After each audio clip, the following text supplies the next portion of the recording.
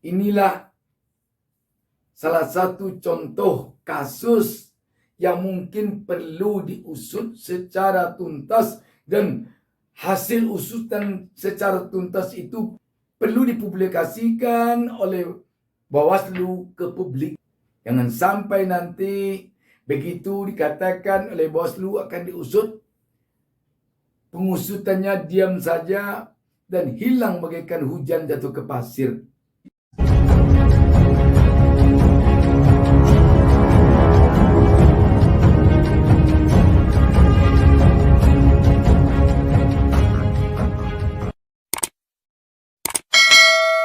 Assalamualaikum warahmatullahi wabarakatuh. Kita jumpa kembali dalam kesempatan ini. Saya Busta Minarda mendoakan kepada Allah Subhanahu wa taala, Tuhan Yang Maha Esa, semoga seluruh pemirsa selalu mendapatkan keberkahan hidup dari Allah Subhanahu wa taala, Tuhan Yang Maha Esa, dan semoga umat Islam yang menjalankan ibadah puasa diterima pahala puasanya oleh Allah Subhanahu wa taala beserta amal ibadah lainnya. Sahabat BN, sebelum kita memperbincangkan tema kita pada kesempatan ini ada pesan untuk pemirsa. Ada namanya Kecap DB. Kecap DB juga mengucapkan selamat menjalankan ibadah puasa 1444 Hijriah.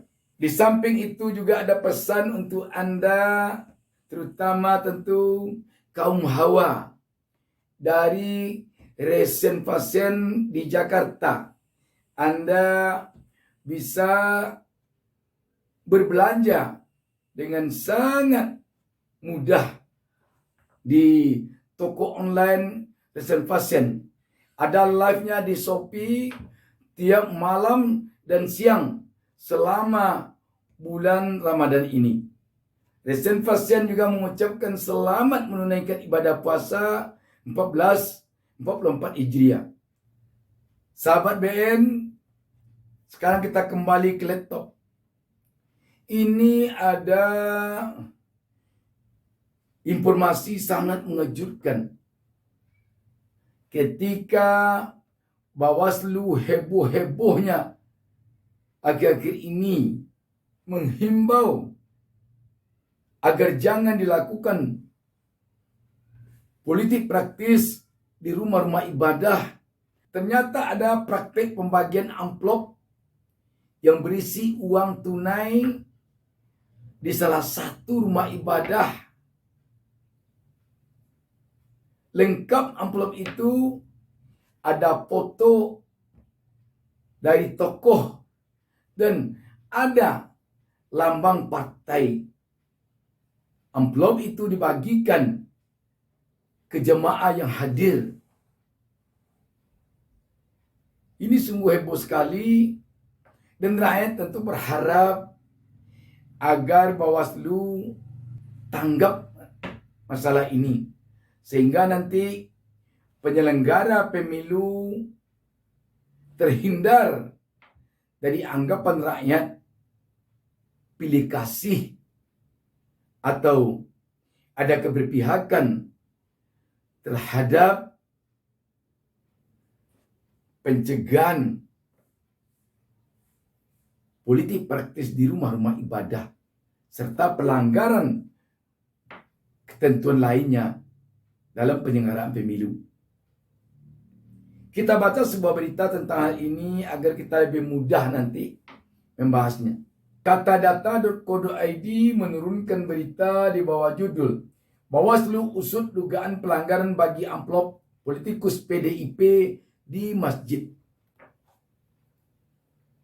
Berita ini tanggal 27 Maret 2023.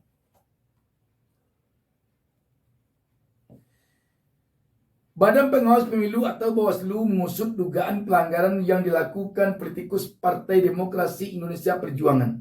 Dugaan itu muncul usai beredarnya cuplikan video pembagian amplop berwarna merah dengan gambar dua calon legislatif dari Partai Demokrasi Indonesia Perjuangan di salah satu masjid di daerah Sumeneb, Jawa Timur.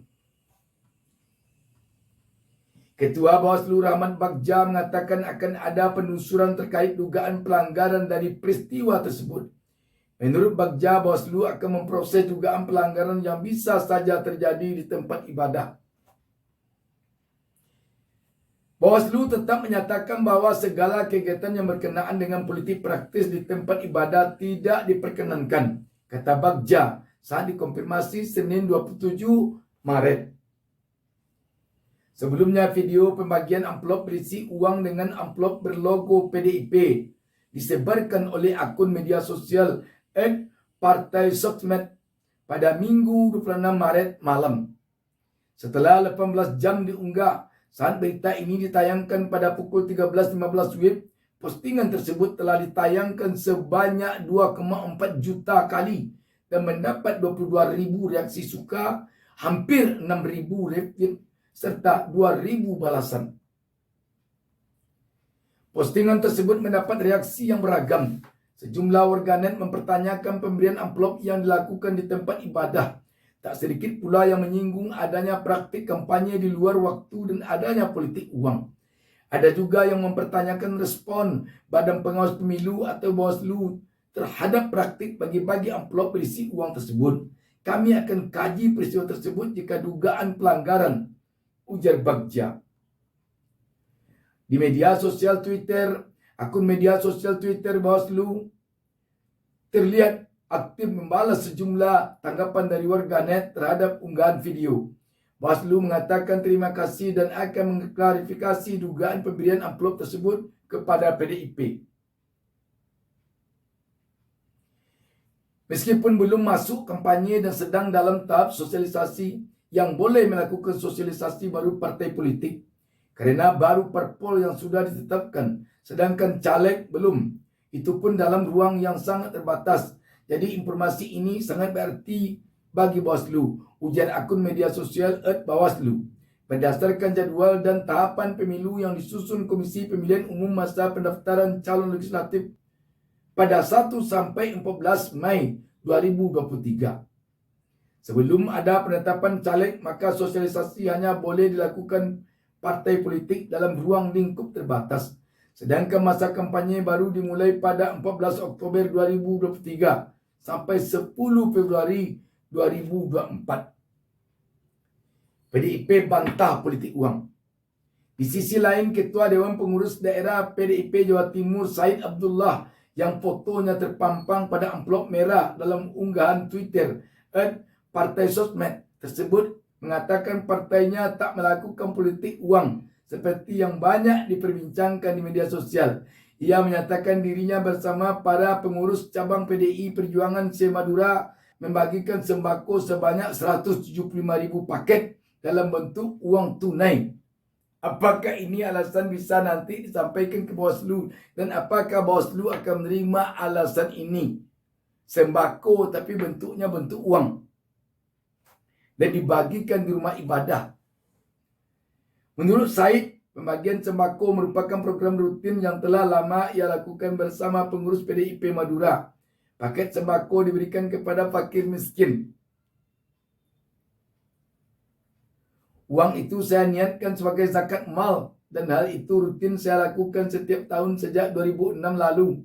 Bahkan jika ada rezeki berlebih, malah ingin rasanya kami berzakat lebih banyak menjangkau kaum fakir miskin, kata Said.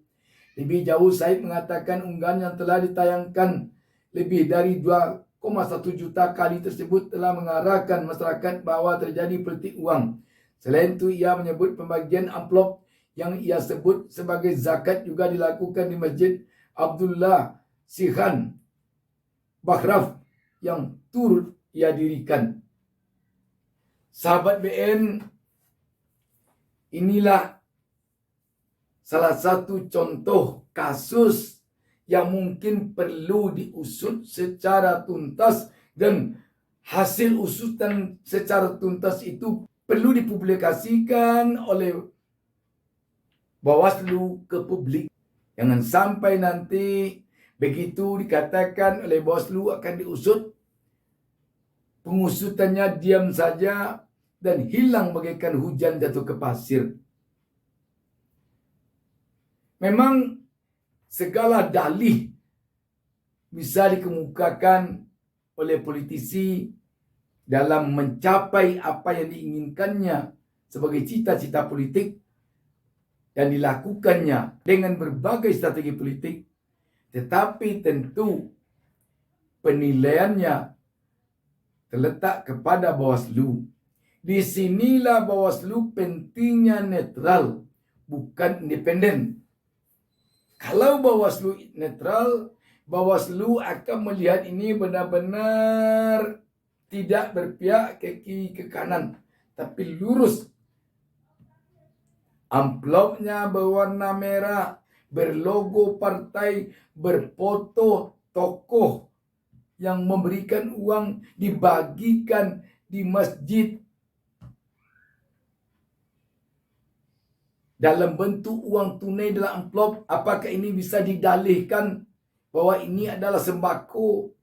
Apakah bisa ini didalihkan bahwa ini adalah zakat mal yang harus diberikan di saat ada kegiatan di masjid dengan amplop berlogo partai? Sahabat BN, kita tentu juga berharap kepada calon-calon pemimpin kita dari partai manapun juga. Kalau dia calon anggota DPD dari daerah manapun juga. Kalau dia capres atau cawapres, siapapun dia, tentu yang dikehendaki darinya adalah kejujuran. Kalaulah dalam proses menjadi pejabat saja sudah ada ketidakjujuran, bayangkan nanti kalau dia sudah menjadi pejabat, tentu akan berlipat-lipat ketidakjujurannya. Makanya calon-calon pejabat kita yang akan maju menjadi calon legislatif, calon anggota DPD, calon presiden dan wakil presiden, diharapkan benar-benar jujur dari mulut sampai ke hati. Bayangkan kalau pemimpin yang tidak jujur, bagaimana nanti dengan yang dipimpinnya? Bayangkan kalau guru kencing berlari, bagaimana anak-anak muridnya? Sedangkan guru kencing berdiri saja, muridnya bisa kencing berlari. Bagaimana kalau gurunya kencing berlari? Demikian juga dengan pemimpin. Kalau pemimpinnya yang tidak jujur, yang curang, yang culas, bayangkan bagaimana dengan yang dipimpinnya. Sekarang ini kita kebanjiran politisi. Tetapi kita harus mengakui bahwa kita sekarang miskin negarawan. Negarawan itu memang orang yang jujur. Negarawan itu memang orang berakhlak. Negarawan itu memang orang atau tokoh yang patut dicontoh teladani. Yang cita-cita hatinya adalah untuk negara dan bangsanya lebih baik. Bayangkan sahabat, kalaulah para pemimpin kita negarawan, kalaulah para pemimpin kita jujur, tidak akan terjadi pencurian uang di negara kita ini yang demikian ugal-ugalan. Ratusan miliar, malah ratusan triliun yang dapat diduga, yang menjadi kecurigaan, yang juga yang telah diponis, yang telah ingkrah. Bayangkan sahabat BN. Sehingga benar yang dikatakan Menko Polhukam Mahfud MD yang didapatkannya informasi dari Abraham Samad, kalau kita tidak keliru, pada suatu waktu Abraham Samad mengatakan kepadanya, kalau saja di satu sektor pertambangan saja tidak ada korupsi, seluruh rakyat di Republik ini, dari yang kecil sampai yang sudah tua bangka, akan bisa diberi oleh negara uang cuma-cuma, uang gratis 20 juta per bulan per orang. Ini baru sektor pertambangan saja yang tidak korupsi. Apalagi kalau semua sektor kita sudah bersih dari korupsi. Makanya dapat kita simpulkan bahwa yang menghancur luluhkan perekonomian bangsa dan negara ini sekarang adalah korupsi. Korupsi yang berselimutkan kolusi.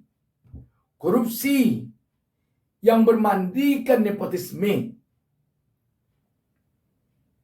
Sahabat BN, kalau ini berlarut-larut, kalau ini yang makin hari makin berjadi-jadi, uang negara dicuri oleh pengelola negara bertriliun-triliun, uang negara disantap oleh pengelola negara secara tidak sah bertriliun-triliun, bagaimana tidak akan hancur negeri ini?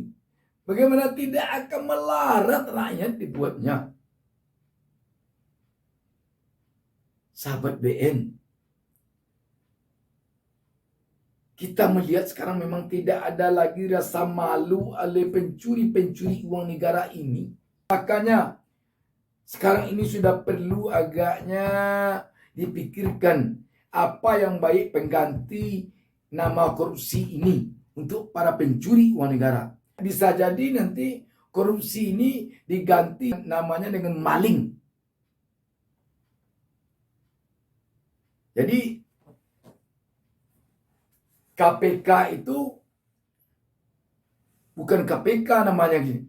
Mungkin KPM, Komisi Pemberantasan Maling. Kalau disebut korupsi, tidak ada lagi rasa malu ya, kalau hanya dikatakan dia tahanan korupsi.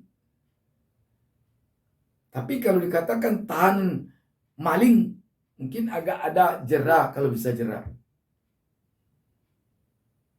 Sekarang ini sahabat BN, rakyat semakin merasa tertindas oleh kondisi perekonomian yang makin tertekan. Demikian sahabat, semoga ada kesadaran dari maling-maling uang negara ini. Wassalamualaikum warahmatullahi wabarakatuh. Jangan lupa subscribe. Jangan lupa subscribe. Jangan lupa subscribe.